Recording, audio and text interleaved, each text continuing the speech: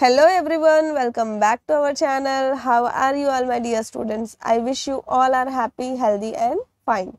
In this lecture we are going to solve 10th standard geometry, it means mathematics paper 2. In that March 2024 का हम question paper solve करने जा रहे हैं. So start करते हैं बच्चों. क्वेश्चन नंबर 1 और 2 मैं सॉल्व कराऊंगी इस लेक्चर में. अगर आपको वीडियो पसंद आया है तो आप कमेंट करना, फिर आगे के क्वेश्चंस को भी मैं सॉल्व करा दूंगी. ठीक है, तो स्टार्ट करते हैं फर्स्ट क्वेश्चन से.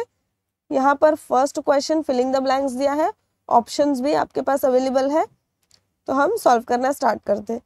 फर्स्ट क्वेश्चन है, out of the dates given below which date constitutes a Pythagorean triplet. यहाँ पे बच्चों हमारे पास 4 ऑप्शंस है. ये 4 के 4 ऑप्शंस क्या है, ये डेट है.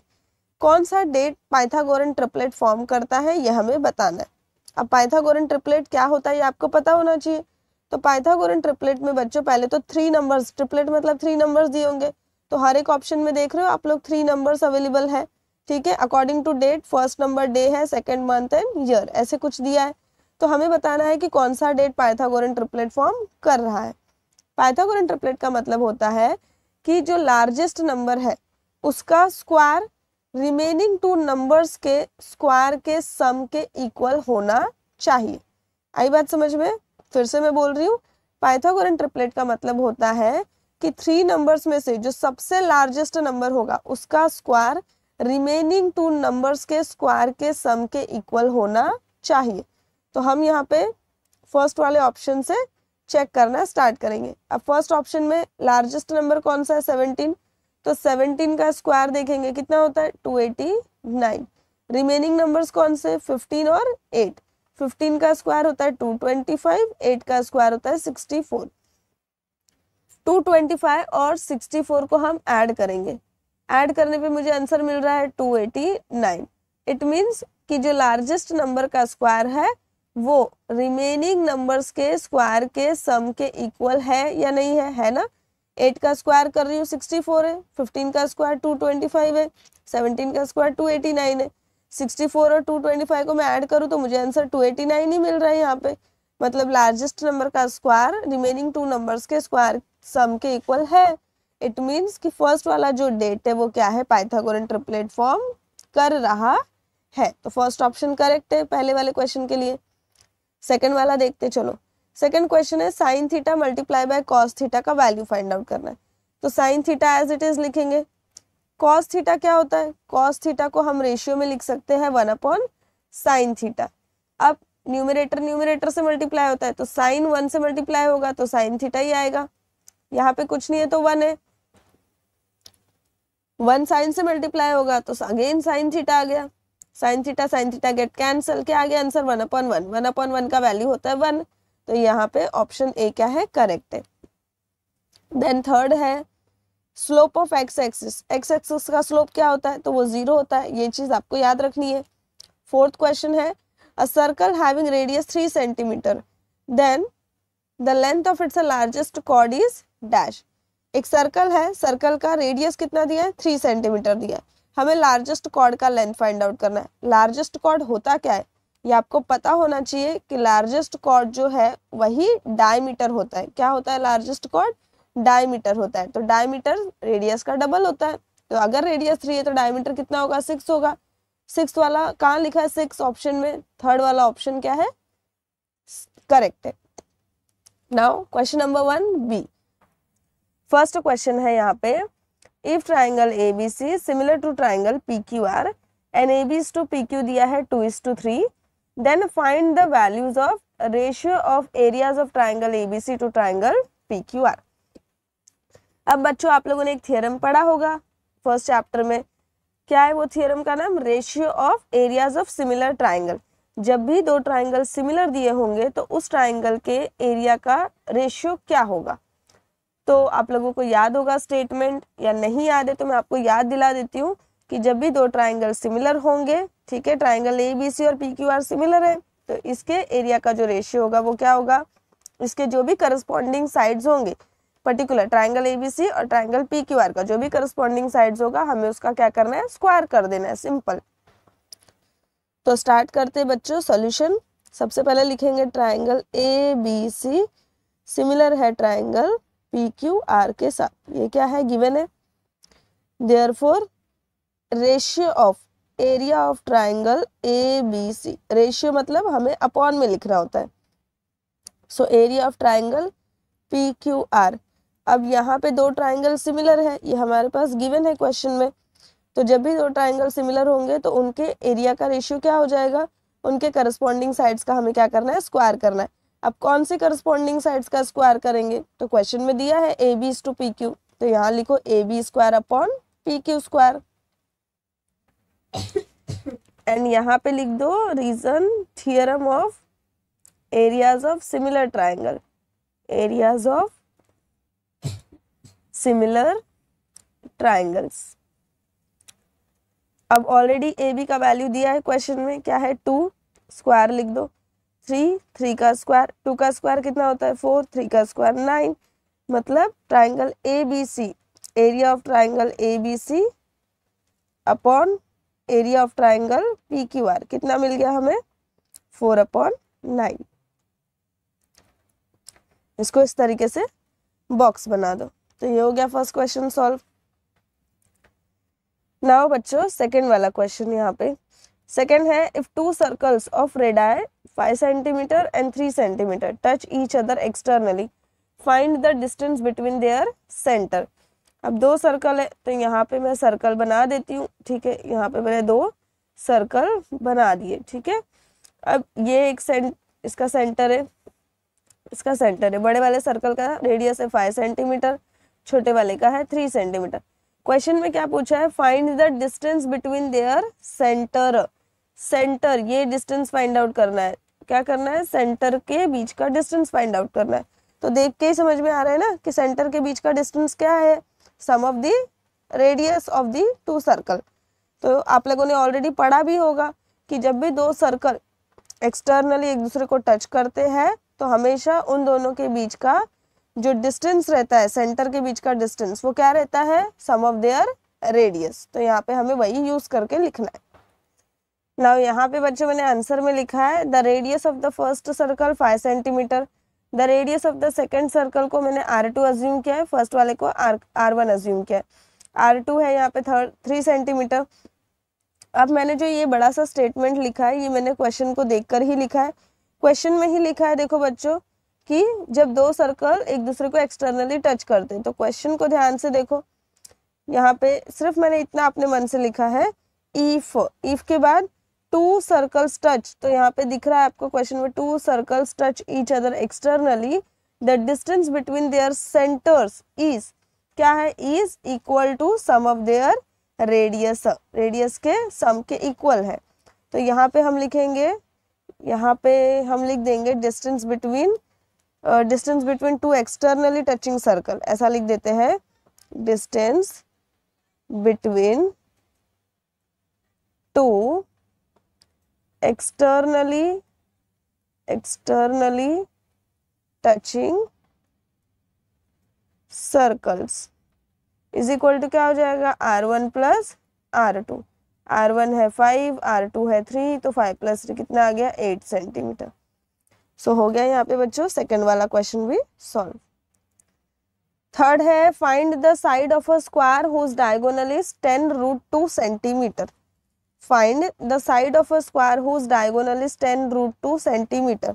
अब इसके दो मेथड है, एक जो सिंपल सा मेथड है वो मैं अभी सिखा रही हूँ, दूसरा थोड़ा सा कॉम्प्लेक्स है बट इजी मेथड है। कॉम्प्लेक्स इसलिए बोल रही हूँ क्योंकि वो लेंदी है, ठीक है, लेंदी है, लेकिन वो हमारा बेसिक नॉलेज हम यूज करके उसको सॉल्व कर रहे हैं। और यहाँ पे आपको हमेशा याद रखना है कि डायगोनल ऑफ अ स्क्वायर जो होता है वो √2 मल्टीप्लाई बाय साइड होता है। क्या है, डायगोनल ऑफ अ स्क्वायर, आपको हमेशा याद रखना है, डायगोनल ऑफ अ स्क्वायर जो होता है वो क्या होता है बच्चों, √2 मल्टीप्लाई बाय साइड। क्वेश्चन में दिया है कि डायगोनल कितना है, 10√2 है, तो यहाँ लिख दो 10√2 is equal to √2 multiply by side. अब मुझे साइड फाइंड आउट करना है, तो इस √2 को मैं क्या करूंगी, शिफ्ट करूंगी, यहाँ लेके जाऊंगी, क्योंकि √2 यहाँ पे क्या था, मल्टीप्लीकेशन में, √2 यहाँ पे क्या है, मल्टीप्लीकेशन में, तो जब वो शिफ्ट होगा तो डिवाइड हो जाएगा। Therefore side is equal to क्या होगा, 10 multiply by √2 upon √2। Root two get cancel, therefore side कितना आ गया 10 सेंटीमीटर। अब ये 10 सेंटीमीटर, अगर आप लोगों को ये फॉर्मूला याद है, डायगोनल ऑफ अ स्क्वायर क्या होता है, root two multiply by side, तो इजी है। सपोज इनकेस अगर आपको फॉर्मूला याद नहीं है तो हम पाइथागोरस थ्योरम का यूज करके भी सॉल्व कर सकते हैं इस क्वेश्चन को। तो वो मैं एट द एंड लास्ट में करा दूंगी, यहाँ पे टाइम कंज्यूम होगा और फिर अच्छा नहीं लगेगा आपको भी, तो बेटर है कि मैं लास्ट में करा दूं। चलो नेक्स्ट फोर्थ वाला क्वेश्चन देख लेते हैं। फोर्थ क्वेश्चन है, angle made by the line with the positive direction of x axis is 45 degree, find the slope of that line. अब यहाँ पे अगर मैं आपको कोऑर्डिनेट बना के दिखाऊं तो ये एक्स कोऑर्डिनेट है, ये वाई कोऑर्डिनेट है, एक लाइन है ए बी जो एक्स एक्सिस के साथ क्या कर रही है, पॉजिटिव डायरेक्शन में 45 डिग्री का एंगल बना रही है, ठीक है। तो हमें इस लाइन का क्या करना है, इस लाइन का हमें स्लोप फाइंड आउट करना है। क्या फाइंड आउट करना है, स्लोप फाइंड आउट करना है। तो यहाँ पे थीटा कितना दिया है, यहाँ पे दिया है theta is equal to 45 degree. हम लिखेंगे slope of A B, slope of line A B क्या होगा, slope of line A B होता है हमेशा tan थीटा। सो यहाँ लिखेंगे tan थीटा कितना है 45 डिग्री, tan 45 का वैल्यू होता है 1, therefore slope of line A B क्या हो जाएगा, slope of line A B is 1। Now बच्चों क्वेश्चन नंबर 2A सॉल्व करते हैं। Complete the following activities and rewrite it any two. हमें क्या करना है, गिवन एक्टिविटीज को कंप्लीट करना है एंड रीराइट इट मतलब आपको क्या करना है, सॉल्यूशन में फिर से पूरा का पूरा जैसे आपको दिया है क्वेश्चन पेपर में वैसे लिखना है। एनी टू 2 ही सॉल्व करना है 4 मार्क्स के लिए, it means each question will carry here 2 marks. First question से स्टार्ट करते हैं सॉल्व करना। पहला क्वेश्चन है यहाँ पे, in the above figure angle ABC is inscribed in arc ABC। Angle ABC कहाँ बना है, आर्क ABC के ऊपर बना है। इसका मतलब ये है, if angle ABC is equal to 60 degree find measurement angle AOC। अगर ABC का मेजरमेंट है 60 डिग्री तो हमें एंगल AOC फाइंड आउट करना है। एंगल AOC है क्या बच्चों, एंगल AOC जो है वो सेंट्रल एंगल है। सेंट्रल एंगल क्या होता है, an angle whose vertex lie on the centre of the circle. तो यहाँ पे सेंटर क्या है, O है, एंगल AOC का वर्टेक्स भी क्या है, O है, तो एंगल AOC क्या हुआ, सेंट्रल एंगल हुआ। सेंट्रल एंगल का मेजरमेंट क्या होता है, थोड़ा सा सोचो क्या होता है सेंट्रल एंगल का मेजरमेंट। सेंट्रल एंगल का मेजरमेंट हमेशा सेंट्रल एंगल ने जो भी आर्क इंटरसेप्ट किया है उसके इक्वल होता है। इस सेंट्रल एंगल ने कौन सा आर्क इंटरसेप्ट किया है, आर्क AXC, ये वाला आर्क इंटरसेप्ट किया है।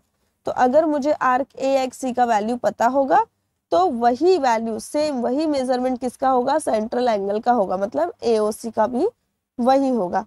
तो हमें हमारा एम क्या है यहाँ पे, आर्क AXC का मेजरमेंट फाइंड आउट करना। नाउ यहाँ पे बच्चों एंगल ABC क्या है, इंस्क्राइब्ड एंगल है। इंस्क्राइब्ड एंगल थ्योरम के अकॉर्डिंग इंस्क्राइब्ड एंगल का मेजरमेंट हमेशा half of the arc intercepted by the angle होता है। तो इट मींस एंगल ABC जो होगा half of measurement arc AXC होगा according to the inscribed angle theorem. इसी थ्योरम को हमें यूज करना है और सॉल्यूशन लिखना है। देखो यहाँ पे दिया angle ABC half of measurement arc AXC, ये किसके अकॉर्डिंग है, ये है इंस्क्राइब्ड एंगल थ्योरम के अकॉर्डिंग। तो इस बॉक्स के अंदर क्या आएगा, इंस्क्राइब्ड एंगल थ्योरम।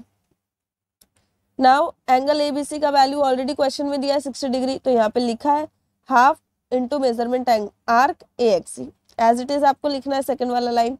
देन इसके बाद 2 जो है यहाँ पे 2, ये 2 क्या होगा, ये 2 यहाँ चला जाएगा और क्रॉस मल्टीप्लाई हो जाएगा, ठीक है, क्या होगा, मल्टीप्लाई हो जाएगा। क्यों, क्योंकि यहाँ पे ये डिवीजन में था, ठीक है।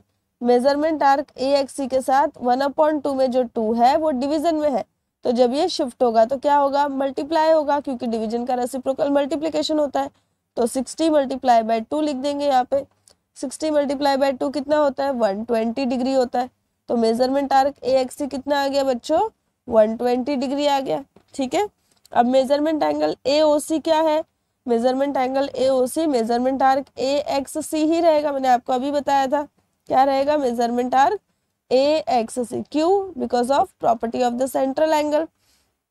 आर्क AXC का वैल्यू कितना मिला? 120 डिग्री। तो एंगल AOC कितना हो जाएगा? 120 डिग्री हो जाएगा। समझ में आया आप लोग को? चलो नेक्स्ट है second, find the value of sine square theta plus cos square theta. Already आप लोगों को ये आइडेंटिटी पता है कि sine square theta plus cos square theta कितना होता है? 1 होता है, पर ये हमें यहाँ पे सॉल्व करके बताना है। तो स्टार्ट करते हैं सॉल्यूशन। बाजू में आप लोगों को दिख रहा है एक right angle triangle. Now in triangle ABC angle B क्या है? राइट एंगल है। थीटा कहाँ दिया है? एंगल C पे दिया है।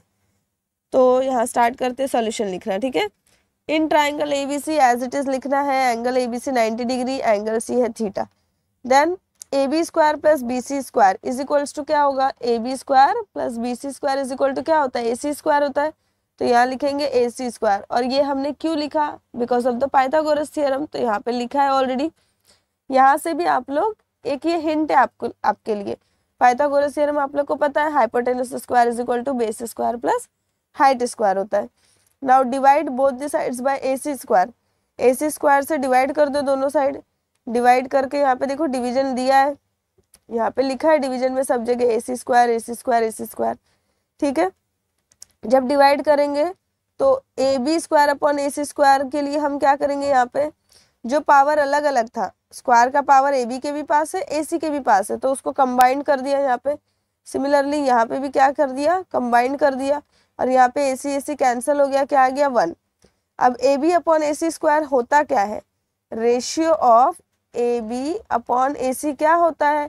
AB क्या है यहाँ पे? According to the theta AB जो है वो क्या है? अपोजिट साइड है। क्या है? अपोजिट साइड है। और ये जो साइड है वो क्या है? एडजेसेंट साइड है, ठीक है। और ये जो है राइट एंगल के अपोजिट का साइड, ये क्या है? ये है हाइपोटेनस। क्या है? हाइपोटेनस है, ठीक है, हाइपोटेनस है। तो AB अपॉन AC जो है वो एक्चुअली में है क्या? वो है अपोजिट अपॉन हाइपोटेनस।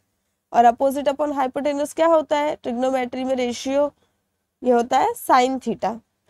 तो हम यहाँ पे क्या करेंगे? हम लिखेंगे यहाँ पे बच्चों AB अपॉन AC क्या है? साइन थीटा है। Similarly BC upon AC, BC क्या है? एडजेसेंट है। AC क्या है? हाइपोटेनस है। एडजेसेंट अपॉन हाइपोटेनस जो है वो किसका रेशियो होता है? कॉस थीटा का। तो BC अपॉन AC लिख दो cos theta. Now sine square theta plus cos square theta क्या हो जाएगा? यहाँ पे मिल गया हमें 1। ये पुट कर देंगे, साइन थीटा को हम इसकी जगह लिख देंगे ब्रैकेट के अंदर, तो बन जाएगा sine square theta. Cos theta को हम यहाँ पे ब्रैकेट की जगह पुट कर देंगे, तो हो गया कॉस स्क्वायर थीटा। और इक्वल्स टू क्या मिला? यहाँ पे इक्वल्स टू मिला 1। तो it means sine square theta plus cos square theta क्या हो जाएगा? 1 हो जाएगा, ठीक है। यहाँ पे मैं लिख देती हूँ, यहाँ पे आएगा AC स्क्वायर, यहाँ पे साइन थीटा, यहाँ पे कॉस थीटा और यहाँ पे 1। हो गया सॉल्व। नाउ सी बच्चों थर्ड क्वेश्चन। यहाँ पे in the figure given above quadrilateral ABCD एक स्क्वायर है, a circle is inscribed in it, मतलब स्क्वायर के अंदर एक सर्कल बना हुआ है। All side of a square touch the circle, जितने भी साइड्स है स्क्वायर के वो सर्कल को टच कर रहे हैं। साइड AB का लेंथ है 14 centimetre. Find the area of shaded region.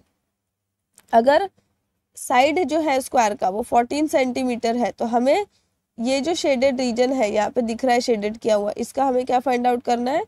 Area find out करना है। अब कैसे फाइंड आउट करेंगे? तो सबसे पहले हम स्क्वायर का एरिया निकालेंगे, देन हम सर्कल का एरिया निकालेंगे। सर्कल के एरिया को स्क्वायर में से सब्ट्रैक्ट कर देंगे तो हमें शेडेड रीजन का एरिया मिल जाएगा। अब यहाँ पे देखो सॉल्यूशन में ऑलरेडी लिखा है area of square. Area of square का फॉर्मूला क्या है? Side square. लिख दो, आधा मार्क्स आपको मिल जाएगा फॉर्मूला लिखने पे। देखो यहाँ लिखा भी है फॉर्मूला। देन साइड का वैल्यू पुट कर दो, 14 स्क्वायर लिखा है। 14 का स्क्वायर करोगे तो आंसर आएगा 196। तो यहाँ लिखो 196 centimetre square. Then area of a circle, area of a circle का फॉर्मूला होता है पाई आर स्क्वायर। तो पाई एज इट इज। यहाँ पे देखोगे तो आर स्क्वायर की जगह देखो 7 × 7 ऑलरेडी लिखा है, तो आपको इसमें दिमाग लगाने की जरूरत ही नहीं है। कि रेडियस 7 है क्या नहीं है, ये सब तो दिमाग लगाना ही नहीं है, सिर्फ फॉर्मूला लिखना है। पाई आपको पता है कि 22/7 लिखना होता है। जब भी आपको क्वेश्चन में दिया हो पाई की जगह 3.14 यूज करना है, तभी आप यूज करना है। जब नहीं दिया है तो 22/7 यूज करना है, और यहाँ तो ऑलरेडी लिखा है। Then 22/7 multiply by 7 into 7, 7 7 get cancel, क्या बचा 22 को 7 से मल्टीप्लाई करो, 7 2 ज़ा 14, 1 कैरी, 7 2 ज़ा 14 + 1 15, कितना आंसर आया 154 सेंटीमीटर स्क्वायर। मुझे तो यहाँ लग रहा है कुछ लिखना ही नहीं आपको, ठीक है। तो यहाँ समझ में आया, 7 7 कैंसिल हो गया, 22 7 को मल्टीप्लाई करोगे तो 154 आ गया। Area of the shaded portion क्या है, area of a square minus area of a circle. Area of a square है 196, एरिया ऑफ अ सर्कल है 154। सब्ट्रैक्ट करते 2 4 और ये 0, तो कितना आ गया बच्चों 42 centimetre square. Now see question number 2b, solve the following सब क्वेश्चंस एनी 4, 8 मार्क्स के लिए है। It means each question will carry here 2 marks. देखो फर्स्ट क्वेश्चन है यहाँ पे बच्चों, radius of a sector of a circle is 3.5 centimetre and length of it's arc है 2.2 centimetre. Find the area of a sector. अगर मैं आपको draw करके बताऊं तो ये एक सर्कल है, सर्कल में बच्चों सेक्टर जो होता है वो ये वाला रीजन होता है जहाँ मैंने शेड किया है, ये सेक्टर होता है, ठीक है। रेडियस ऑफ सेक्टर दिया है यहाँ पे 3.5 सेंटीमीटर। आर्क जो है वो ये वाला होगा, अलग कलर से आपको शो कर देती हूँ, ये रेड कलर वाला ये होगा आर्क, 2.2 सेंटीमीटर दिया है।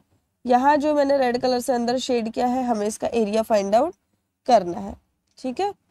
तो चलो सॉल्यूशन लिखना स्टार्ट करते हैं। सबसे पहले हम क्या लिखेंगे, रेडियस ऑफ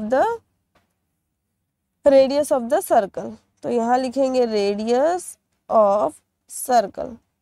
सर्कल का रेडियस हम आर से डिनोट करते हैं, कितना दिया है radius 3.5 centimetre. Then length of arc, arc length हम एल से डिनोट करते हैं, तो हम यहाँ लिखेंगे 2.2 सेंटीमीटर दिया है। Then area of a sector, area of sector का फॉर्मूला है half multiply by R multiply by L. So half as it is, R है 3.5 और एल है 2.2। अब यहाँ पे अगेन मैं कलर चेंज कर देती हूँ तो समझ में आएगा। देखो 2 1 ज़ा 2, 2 1 ज़ा 2, point as it is, again 2 1 ज़ा 2। सो 3.5 को हमें 1.1 से मल्टीप्लाई करना है, 5 को, सो 5 1 ज़ा 5, 3 1 ज़ा 3, क्रॉस का साइन, अगेन 5 1 ज़ा 5, 3 1 ज़ा 3, ऐड करो 5 + 3 8 एंड 3, सो 385 आ रहा है। अब यहाँ पे एक डिजिट के बाद डेसिमल है, यहाँ पे एक डिजिट के बाद डेसिमल है, सो 1 + 1 2, तो हम पीछे से 2 डिजिट के बाद डेसिमल लगाएंगे, तो यहाँ आंसर आ जाएगा 3.85 सेंटीमीटर स्क्वायर, क्योंकि हमने एरिया फाइंड आउट किया है। सो यूनिट आ जाएगा square. Area of sector is equal to 3.85 centimetre square. इसको चाहिए तो ऐसे बॉक्स बना दो, ठीक है। नाउ नेक्स्ट क्वेश्चन के लिए मैं फिर से क्या करूंगी बच्चों, ये पूरा इरेज कर दूंगी और फिर हम यहीं पे नेक्स्ट क्वेश्चन सॉल्व करेंगे। देखो नेक्स्ट क्वेश्चन है, find the length of the hypotenuse of a right angle triangle if the remaining sides are 9 centimetre and 12 centimetre. So right angle triangle में हमें क्या फाइंड आउट करना है, हाइपोटेनस फाइंड आउट करना है। तो हमें पता है according to the Pythagoras theorem. अब आपकी मर्जी, आप यहाँ पे एक राइट एंगल ट्राइंगल बना के 9 एंड 12 सेंटीमीटर अज्यूम कर सकते हो, अगर आपको थोड़ा सा लेंदी लिखना है सॉल्यूशन तो। अदरवाइज लिखो by Pythagoras theorem. Pythagoras theorem state that, क्या बोल रहा है पाइथागोरस थ्योरम, कि जो हाइपोटेनस का स्क्वायर होता है, first side square plus second side square, जो भी रिमेनिंग साइड्स होती है उनके स्क्वायर का सम, ठीक है। तो first side square plus second side square. अब यहाँ पे फर्स्ट साइड कितना दिया है, किसी भी साइड को आप फर्स्ट अज्यूम कर लो, 9 लिख देते हैं, 9 स्क्वायर। सेकंड है 12, सो 12 स्क्वायर, 9 का स्क्वायर होता है 81, 12 का स्क्वायर होता है 144, 81 और 144 को ऐड कर देते हैं यहाँ पे, ये हो गया 5, 8 + 4 12, 1 कैरी 2, 225। नाउ 225 किसका स्क्वायर है? 15 का स्क्वायर है, ठीक है। चाहिए तो यहाँ पे आप क्या करो, स्क्वायर रूट ले लो, ठीक है। या फिर आपको पता है कि हाइपोटेनस फाइंड आउट करना है, और हम यहाँ पे क्या लिख रहे हैं, hypotenuse square. So therefore hypotenuse क्या होगा, हाइपोटेनस हो जाएगा यहाँ पे 15 सेंटीमीटर, ठीक है। नाउ नेक्स्ट वाला सॉल्व करते हैं। नाउ थर्ड है, इन द अबव फिगर, यहाँ साइड में आपको फिगर दिख रहा है, मेजरमेंट आर्क एनएस दिया हुआ है, एनएस यहाँ पे दिख रहा है, आर्क एनएस का मेजरमेंट दिया है 125 डिग्री, आर्क ईएफ का मेजरमेंट दिया है 37 डिग्री। मुझे मेजरमेंट एंगल एन एम और एस ये फाइंड आउट करना है। तो आप लोगों को पता होगा कि measurement angle N M S का वैल्यू क्या होता है, हाफ आएगा, हाफ, और ये दोनों आर्क का हमें डिफरेंस फाइंड आउट करना है, half multiply by difference of this two arc. तो यहाँ पे आप कैसे सॉल्व करोगे, सबसे पहले आप जो गिवन है वो लिख दो, लिखो मेजरमेंट आर्क एन एस कितना है 125 degree, measurement arc E F कितना है 37 degree, measurement angle N M S find out करना है, लिखो क्वेश्चन मार्क। फिर यहाँ पे आप लिखोगे measurement angle N M S, क्या बताया मैंने, half into difference of this two arc. So measurement arc, bigger arc कौन सा है, एन एस, तो पहले एन एस लिखो minus measurement arc E F.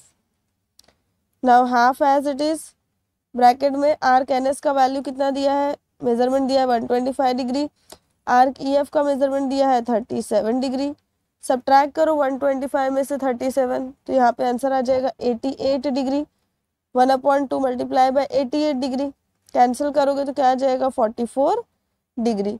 सो measurement angle N M S कितना मिल गया 44 डिग्री। फोर्थ क्वेश्चन है यहाँ पे, find the slope of the line passing through the point A2,3 and B4,7। हमें स्लोप फाइंड आउट करना है लाइन ए बी का, ठीक है। ए के कोऑर्डिनेट दिए है 2,3 और बी के कोऑर्डिनेट दिए 4,7। तो हम यहाँ पे पॉइंट ए के कोऑर्डिनेट 2,3 को अज्यूम करेंगे कि ये क्या है, x1 एंड y1 है। सिमिलरली बी पॉइंट के जो कोऑर्डिनेट है 4,7, ये क्या हो जाएंगे x2, y2।